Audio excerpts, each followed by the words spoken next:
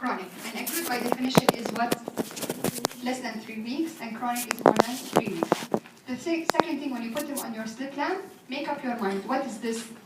Follicle or papillae, or there is membrane? Is there anyone here in the room that does not know how to differentiate between a follicle and papillae? Okay, it took me 1 full month during my first year residency to know what's the difference between a follicle and a papillae on a slit lamp. Because I came in and I didn't know how to use a slit lamp, أول شيء علمت نفسي how to use the slit lamp, then I learned how to focus, and then I learned how to find or elicit the findings. And once you know what is this follicle or papillae, you have achieved 50% of your diagnosis. Follicles will have blood vessels on the edges and nothing on the surface. So when I see the follicle on the surface, I will see a balloon with injection around it. Papillae will have a central feeding blood vessel, and it goes on the surface. So when I see it on the slit lamp, what do I see? Red spots, red dots, okay? And I want you to see this that I have pictured when I was in one of the conferences in a hotel, and I saw this fountain. I thought, this actually looks like a papillae to me, and I had to draw it to elicit to you what a papillae would look like. Okay. So follicles happen usually with chlamydial infection, viral infection, drug reactions, and it's type 4.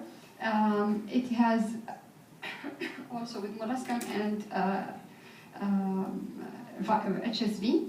It has an avascular white nodule, and it's filled with lymphatics. Papillae, and it's called papillae, in allergic to bacteria. It has red dots, and it is non-specific, and it happens with other conjunctivitis. Okay? So, acute papillary conjunctivitis, سمعوها عاد انتم. Acute papillary conjunctivitis, purulent, if you have to make sure, does it have an exudative or a purulent discharge? If it is purulent discharge, we think of Neisseria gonorrhea, Neisseria meningitis. If it has only serous discharge, bacteria, staph, or strep, or Haemophilus influenza. The giant papillary conjunctivitis, VKC, AKC, contact lens, sutures, prosthetic eye. When it is unilateral, you have to think of only unilateral papillary conjunctivitis. Why would this happen? I've had only one child coming to me 3 weeks ago with giant papillary conjunctivitis unilateral. And I was so concerned. He had SPKs both eyes, but the papillary conjunctivitis was only in one eye. Then I started thinking, what could he have? You need to rule out lacrimal dacryoadenitis or canaliculitis or other masquerade syndrome. With children, I'm always cautious. So I gave him topical medication. The papillary as I treated him as VKC, because obviously it was VKC. And after 2 weeks, he came back to me. Both eyes had the same amount of papillary reaction. So it seems that he was rubbing this eye more frequently than the other eye. When it's bilateral, it's keratoconjunctivitis sicca, blepharoconjunctivitis. If it is only in the upper tarsus, rule out superior limbic keratitis, floppy eyelid syndrome, and the presence of foreign body. And if it's only in the lower tarsus, it is usually toxicity from treatment or medication. Follicular conjunctivitis, again viral or chlamydial or inclusion cyst. When it's chronic, Moraxella, molluscum, Lyme, and toxicity from medication again. I think you all know these. Do I have to go with it? I think you all know this. So, the findings, are you aware of the Trantis dots? And the mucoid nodules? And the cobblestone papillae? And the severe SPKs. So how do we treat it?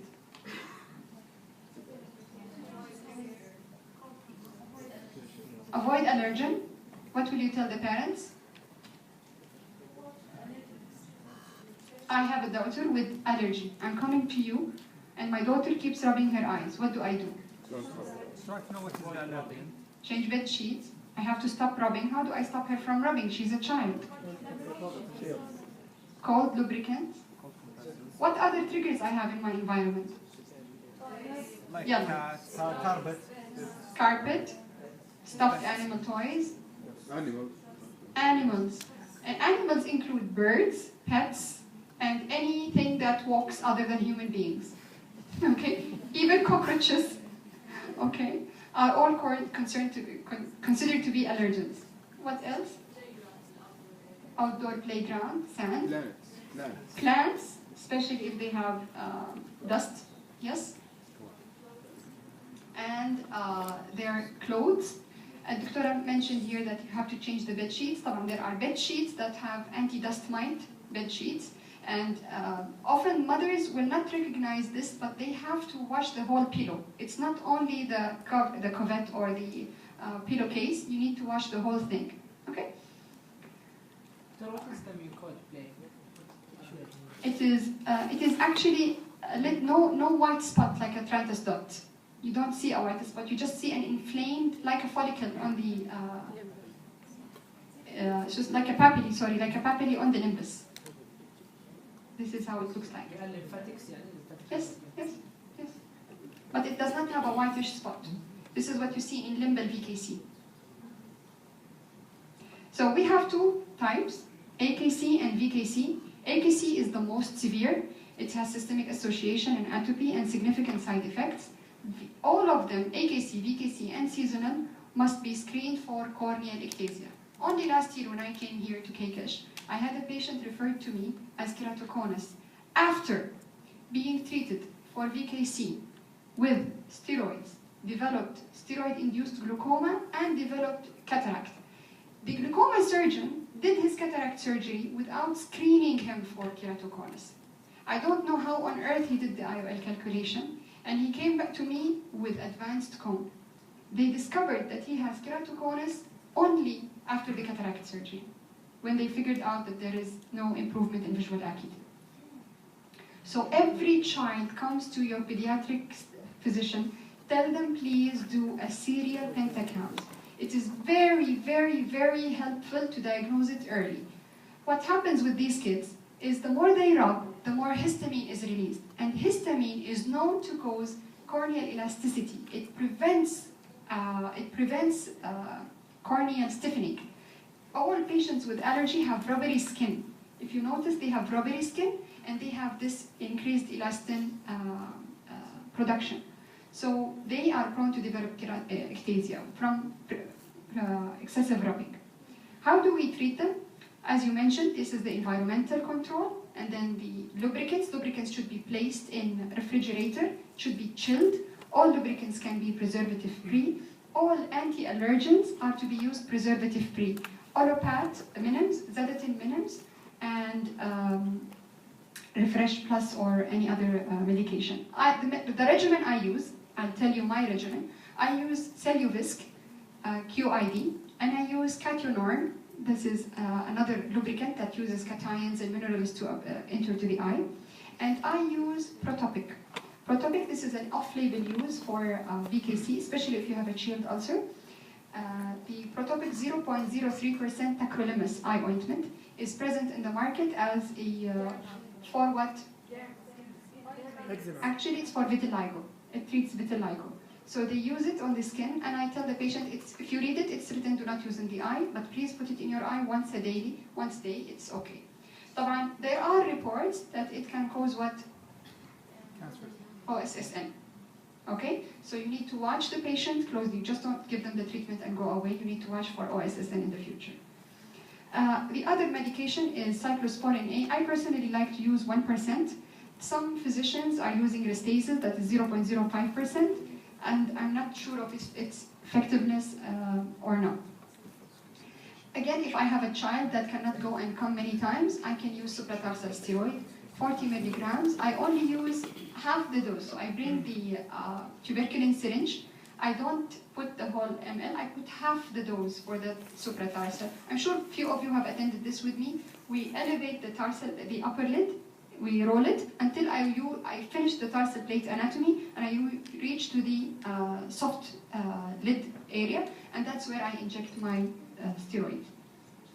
It's very helpful and very effective.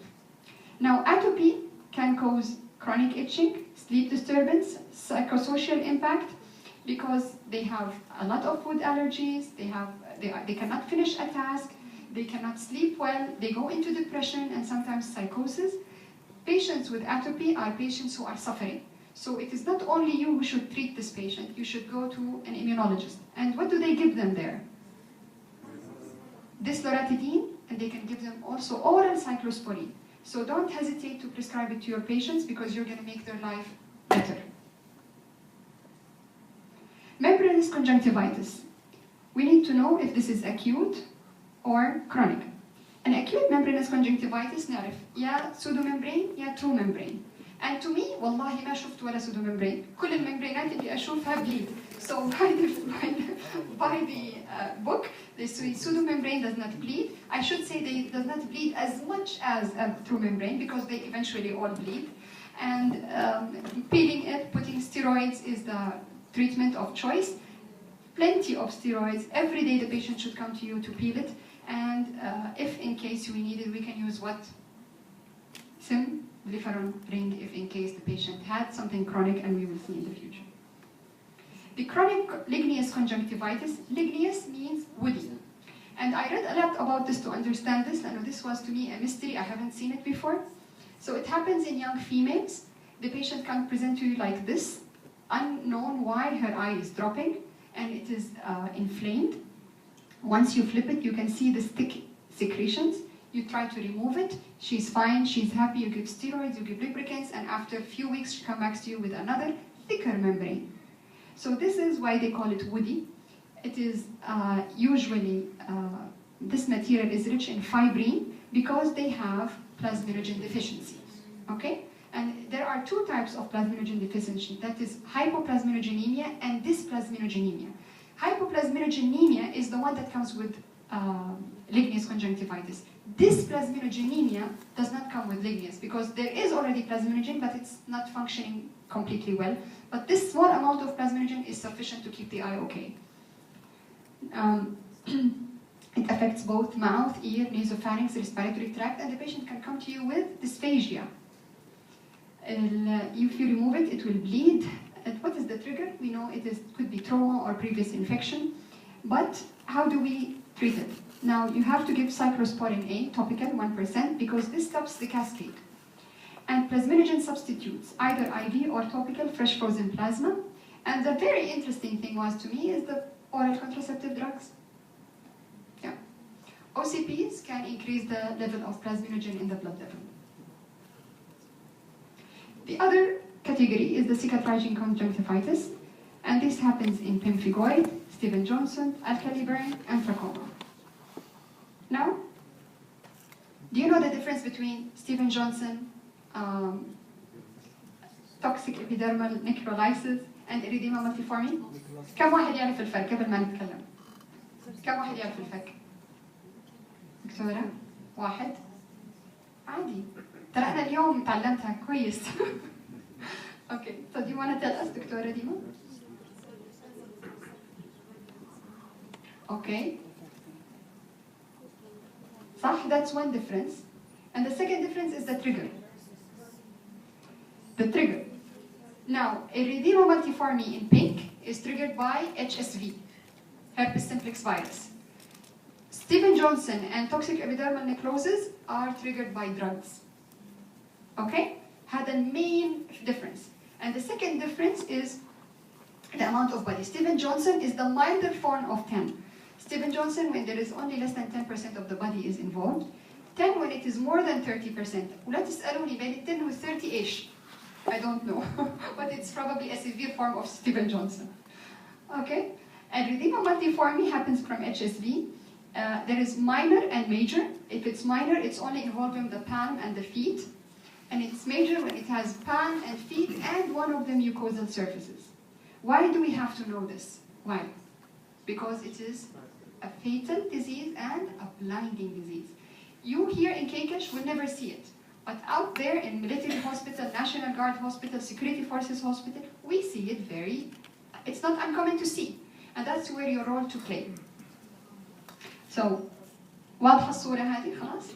Okay. So what do we do?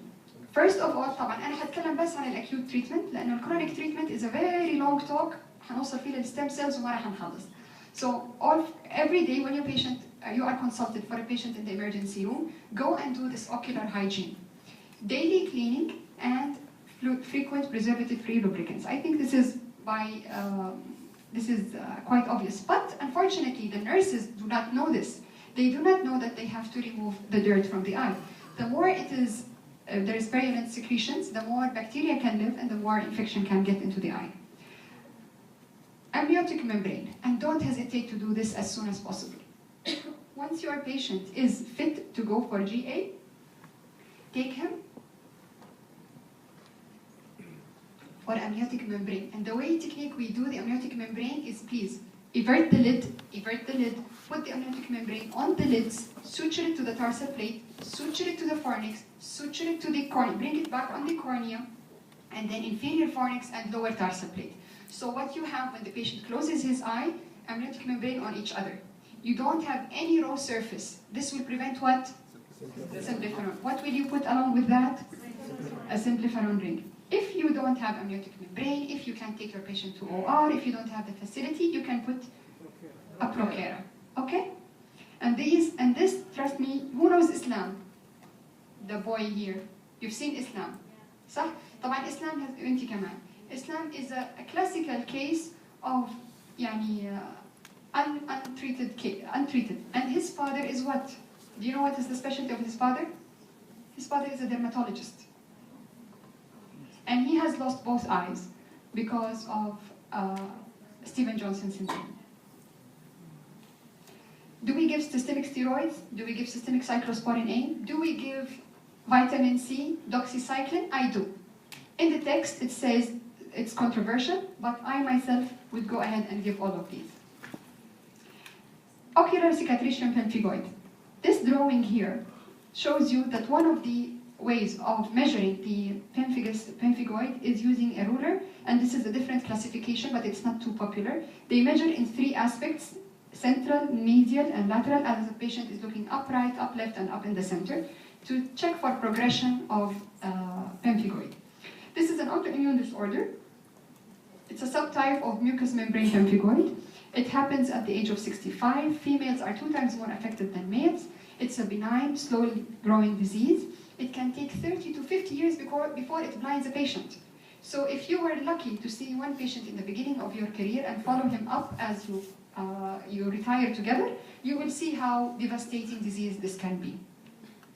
That's why a lot of patients, when we see them in the clinic, oh, he's quiet, he's fine, just let him go away. But actually, this patient is cooking a disease underneath. You cannot tell how bad this disease is progressing until you see him more frequent and you measure the fornix shallowness. It is associated with HLA-DR4 and DQB1. It's only diagnosed by biopsy. And what do you see this? And this was our board exam question 2 years ago. Okay? Since it has a biopsy, they have measured all the interleukins and they found that it has IL-1, IL-13, TNF alpha, MMP8, and MMP9. So when we have these, it means we have a target to heal, to treat. What target can we use? What medications we can use? Okay. Now, the Foster classification of the disease: stage 1, subepithelial fibrosis; stage 2, shortening of the fornix; stage 3, a new symplepharon has appeared and a shorter fornix; stage 4, when it's ankyloblepharon and xerosis and there is no more cornea tissue. The treatment of OCP, topical is not helpful. Never give topical and sleep on that. It's claimed you have to give lubricants, you have to give cyclosporin A, it's okay, but don't give the patient a false impression that the topical is going to cure you. Topical is not helpful in OCP. It's only decreases the symptoms, okay? What have they used? They have used vitamin A, that is retinoin ointment. I don't think we have it in the kingdom. And 0.01% twice daily.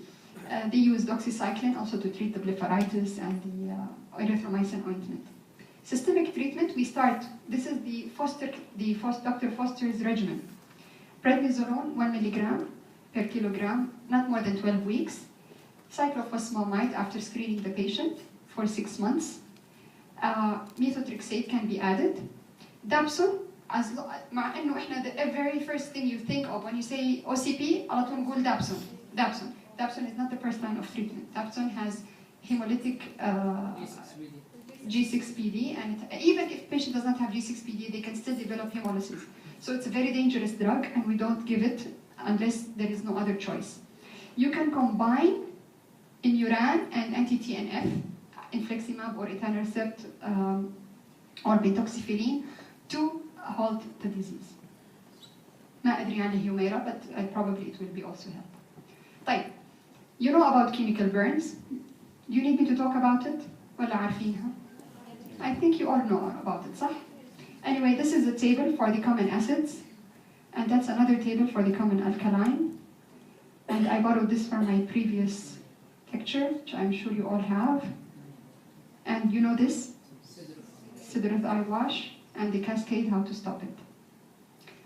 Now, what are these?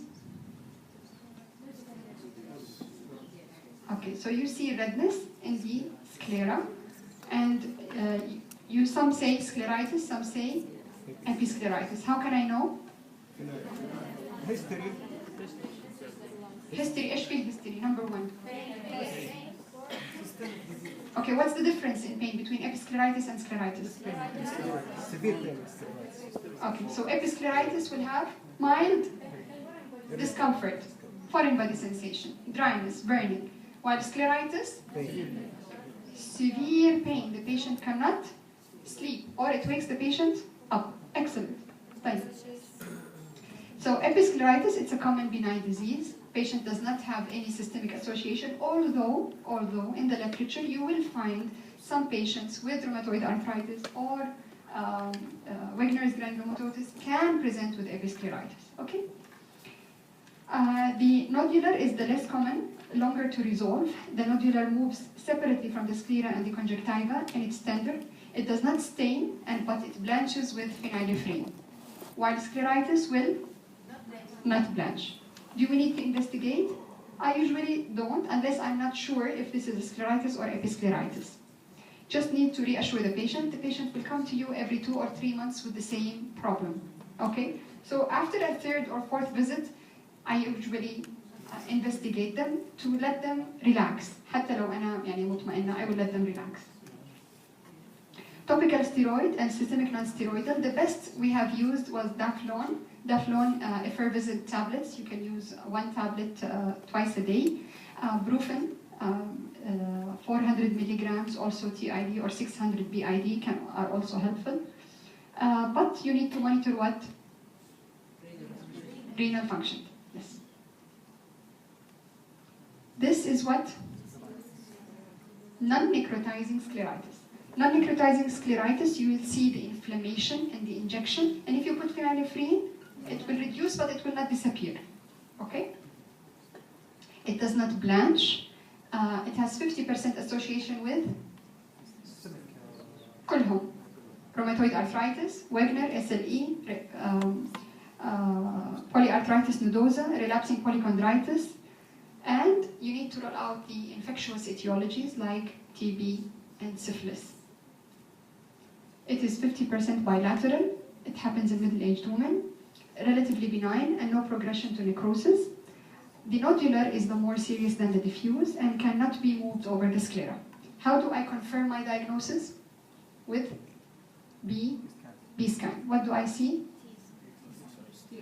T sign. Okay, طبعا ال B scan with UBM will show you the localized thickness in this area. Lateral posterior scleritis. What is this? Necrotizing. And how do I know it is necrotizing? Can see Devoid of blood vessels. devoid of blood vessels. Yes, and it's on the slit lamp. I will see a ballooning of the sclera here.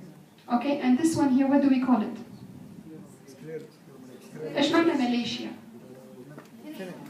Thinning. Yeah. So scleromalacia, almost perforance here. It happens with inflamed, most severe painful uveitis and keratitis. What do I do once I get this patient into my clinic? How do I help them? Immediately, I will screen them for TB and give them IV steroids. these patients will hug you and will love you once you remove this pain because they feel that their eye is bursting out. Okay? Without inflammation, it is asymptomatic and scleral thinning, but what do you do in these cases? You have to give protective shields. Okay? Systemic immunosuppressants, other than steroids, you can give now your immunomodulatory agents. You can give Humira and Infliximab, methotrexate, azathioprine, once you rule out infectious etiologies. Of course, all patients should have this kind of screen, and I'm sure you are all aware of C-ANCA and P-ANCA and rheumatoid factor. This is what we see on B-scan. You can see the difference here. You see the thickening of the scleral wall, and this is what we call a T sign. I'm sorry, the resolution is not the best, but you can see here the thickening of the scleral wall. Okay, it is 30% associated with systemic disease, so not all of them. 20% of all scleritis as a whole. It has the characteristic feature is boring pain that wakes the patient from sleep. Okay, it can even cause restricted motility. And I've had a case that was misdiagnosed as مين كان معي البنت الصغيرة اللي جتنا with proptosis a little bit. She was a teenager, 14 years old, and diagnosed as orbital pseudotumor. But when we did for her B-scan, we could find that this was not orbital pseudotumor, it was thickened posterior scleritis. Okay? You know what cataract means? Actually, it's waterfall. So, cataract is waterfall. What do you want to know about cataract? Why don't you ask me now? Because whatever I will mention here, you've already known. So, what is this? Hypermature cataract, okay? So, hypermature cataract is associated with what? Phacolytic glaucoma. It quieten the eye, and how do you treat? You need to quieten the eye and control the intraocular pressure. And how do we do? Do we do phaco here? ECCE is safer. Why? Usually it's associated with low endothelial cell count. And you don't know how dense the cataract is. You might need to use a lot of energy, and this will end up with endothelial decompensation. Okay, we usually use a capsule staining here and vision blue. Before you go into surgery, make sure your settings are complete. I normally I start with the dispersive. I usually do topical, but in these cases I put a block. Normally I start as phaco, because if there is a room for phaco, I prefer it over the ECCE. However, I will always use what kind of viscoelastic? Dispersive. This way it will protect the endothelium and hold the capsule from extension. In the moment I'm in, I will assess my lens motility. If my lens shows signs of phacodonesis, what do we use? قبل ما أسوي hydrodissection. So I do my rhexis, and then I put a CTR to hold the lens in place. If it is still mobile, I would open a paracentesis 2, 3, and hold the capsule with iris hooks or with capsular hook. And then if I was so stubborn, I will continue on phaco. Before it goes into the vitreous, I will shift to ACCE. Okay? Sometimes here, you can do capsular rhexis, and you figure out that you did not do capsular rhexis. Have you encountered this before? When the anterior capsule peels off its basement membrane. Through exfoliation. So this can even happen in these cases. What is this? Traumatic cataract. أحسنتم. ما أدري إيش قاعدة أسوي. What is this? String. Okay. So traumatic cataract is the trickiest cataract ever, because you never know what else has happened from this trauma. It's not only the lens that has been traumatized. You can have iris, zonule, anterior hyaloid, oris serrata, or discovered after surgery that you have created an RD missed before or you did not see. I always prepare myself before surgery with what? Plus minus? Anterior vitrectomy. I will put what kind of lens if I had the choice?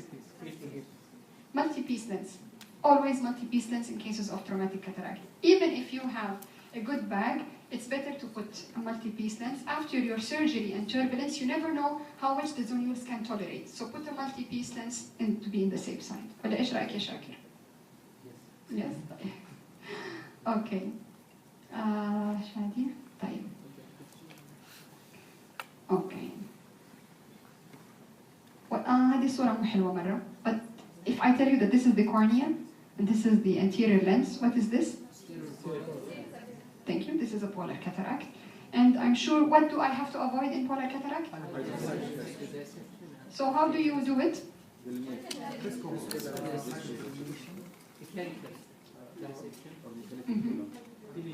طارق وين طارق؟ Yes. Mechanical dissection of the capsule and then do hydrodelineation. And mechanical means what? With the cannula. With the cannula, but without the irrigation. So we sweep the cannula underneath the anterior capsule, 360 degree, without irrigation. And we do, number 1, hydrodelineation. And we avoid rotation. Excellent. So that's what you avoid. And we lower the button as much as possible, avoid tension on the posterior capsule. Okay. Okay, you see here the last slide, you consider posterior rexus. I haven't done posterior rexus, but I personally would put my IOL on the remaining posterior polar cataract and wait for 3 months and do a capsulotomy. I prefer not to do a posterior capsular rexus because especially if I have only a single piece lens, I don't have multi-piece, I don't want to go into vitrectomy. Why vitrectomize the eye? Why go for further jeopardizing the anterior hyaloid? And you know that if you touch the anterior hyaloid, you will have increased risk of RD by how much? 40% increased risk of retinal detachment if you touch the anterior hyaloid. So if you have a posterior polar cataract and you removed your cataract and there is only this little opacity left behind, leave it alone, put your capsule, put your IOL, and 3 months later do your capsulotomy. Cataract in myopia. The challenge here, before you go to surgery, is what? IOL calculation. So SRKT, Hofer Q, Holiday 2 are the main, but if you have a minus power, go to Haig's formula. And memorize this because this will save your life for the future. Haig's is for the minus IOL. A magical patient, -1, -2, -3. The accurate calculation is by Haig's formula. Counsel patient regarding retinal detachment and consider prophylactic laser for the retina if needed. You have to avoid retrobulbar anesthesia, lower the button to increase the flow. When you work in a myopic eye, you feel that you are sinking inside because it's too deep. Where should I place my wound here? Actually, you go limbal. Yeah, as limbal as possible because the iris will go back and far away from you. You need to have easy access and approach to your lens. On the contrary, with hyperopic eyes, where do I go, ya Tariq, with hyperopic eyes? I go more corneal. Excellent, more anterior and corneal. Okay, cataract and hyperopia. So you will place your wound in the limbal area. You use dispersive viscoelastic, and I love to use the micro-incisional forceps. Does anyone here do not know what a micro-incisional forceps look like? Lift your hands, please. Okay. First year, second year. Type. So, usually the capsular rexus forceps is this way. It's a regular forceps, long, and you go in and you do your rexus. Micro-incisional forceps is different. It is one long shaft, and the tip of it has a very small tip forceps. So when you go in the eye, what goes over the iris is just the shaft or the body of the forceps that does not open. The opening happens at the end. So in this way, if I have shallow anterior chamber, the more my forceps goes in, the more risk I will hold the iris. If my forceps is open, this kind of forceps, I will hold the iris every time I go in. But if I am using a micro-incisional forceps, I will just go in with one tip, and from the back, I can open my forceps only on the capsule. And this has saved my irises, my patients' irises, big time.